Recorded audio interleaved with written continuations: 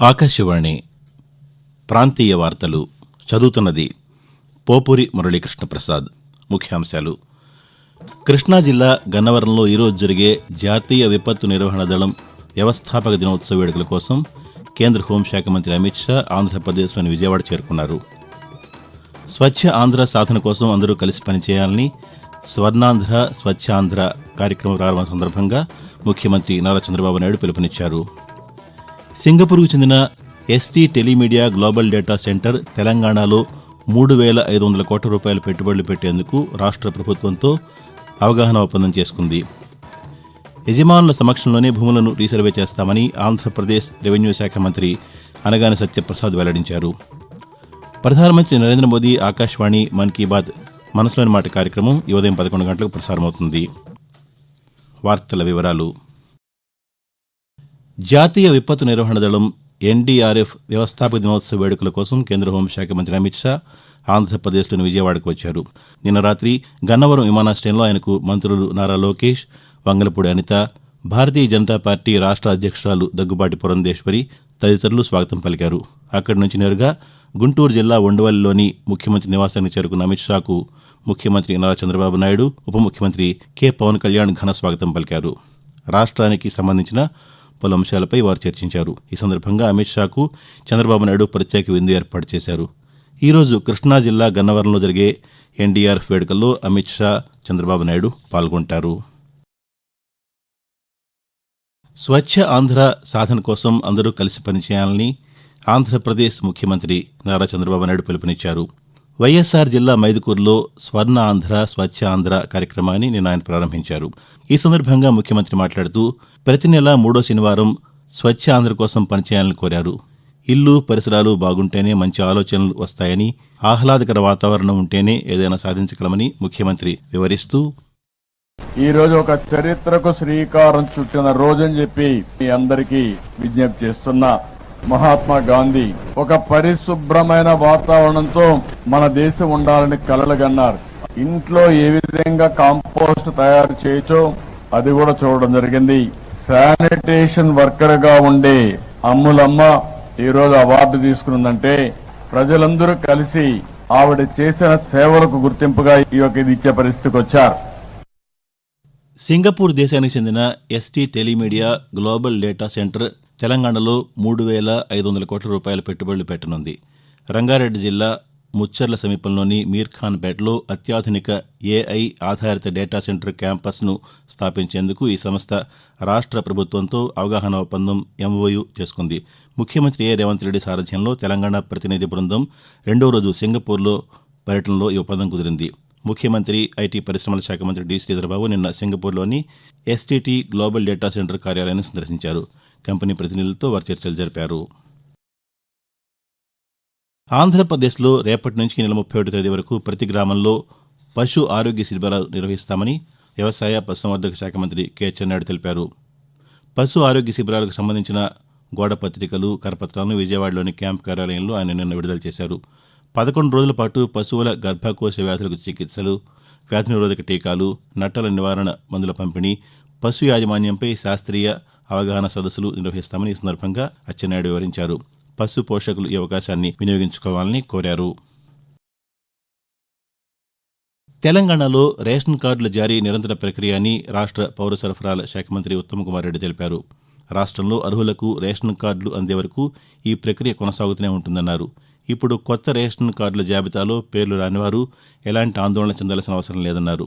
కులగణన, సామాజిక ఆర్థిక సర్వే వివరాల ఆధారంగా పాత రేషన్ కార్డుల సమాచారం ప్రకారం అర్హుల పేర్లు నమోదు చేశామని నిన్న ఆయన ఒక ప్రకటనలో తెలిపారు. అర్హులని భావించిన వారు ఎవరికైనా కార్డులు రాకపోతే గ్రామ సభల్లో మళ్లీ దరఖాస్తు చేసుకోవచ్చని, దరఖాస్తు చేసుకున్న అర్హులందరికీ రేషన్ కార్డులు జారీ చేస్తామని ఉత్తమ్ కుమార్ రెడ్డి వెల్లడించారు. ఆకాశవాణి ప్రాంతీయ వార్తలు వింటున్నారు.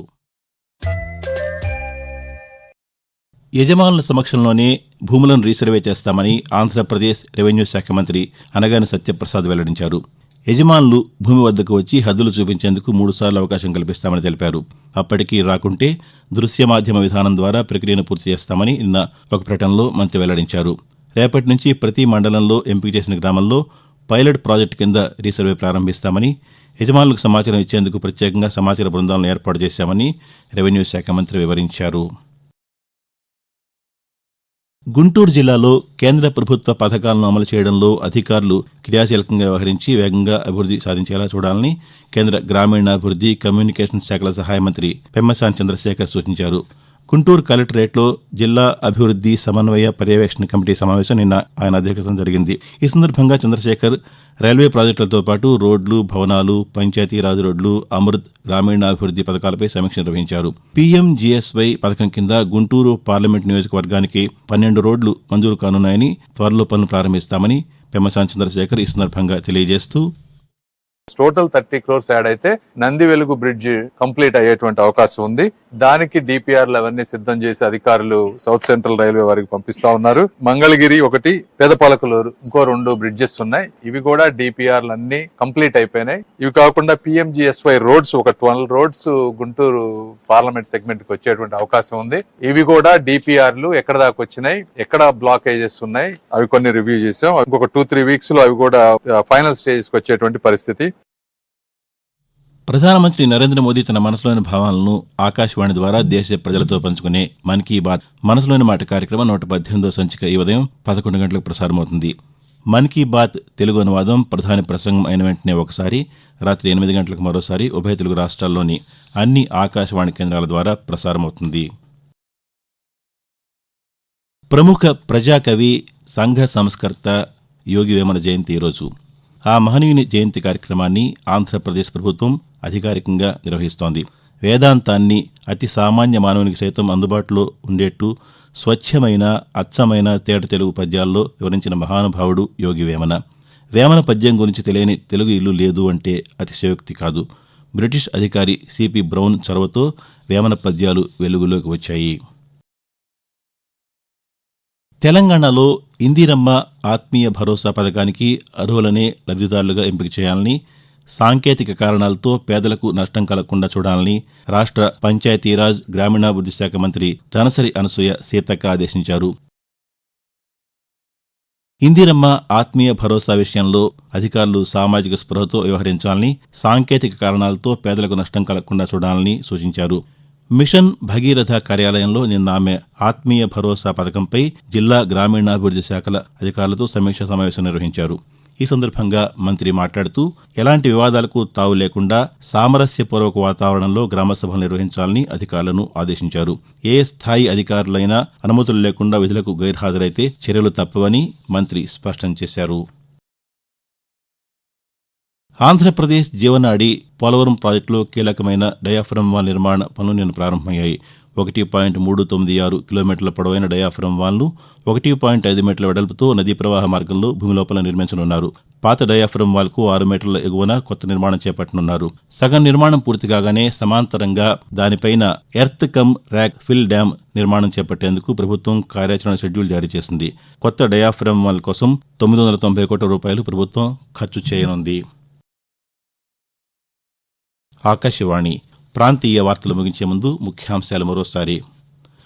కృష్ణా జిల్లా గన్నవరంలో ఈరోజు జరిగే జాతీయ విపత్తు నిర్వహణ దళం వ్యవస్థాపక దినోత్సవ వేడుకల కోసం కేంద్ర హోంశాఖ మంత్రి అమిత్ షా ఆంధ్రప్రదేశ్లోని విజయవాడ చేరుకున్నారు.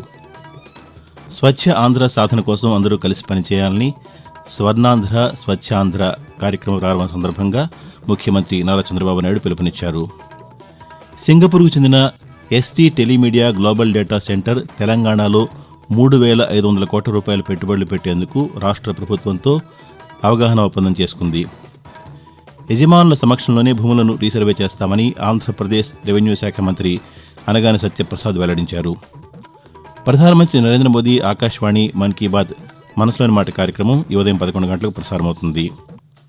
ఆకాశవాణి ప్రాంతీయ వార్తలు ఇంతటితో సమాప్తం. మధ్యాహ్నం 1:20 తిరిగి ప్రాంతీయ వార్తలు వినవచ్చు.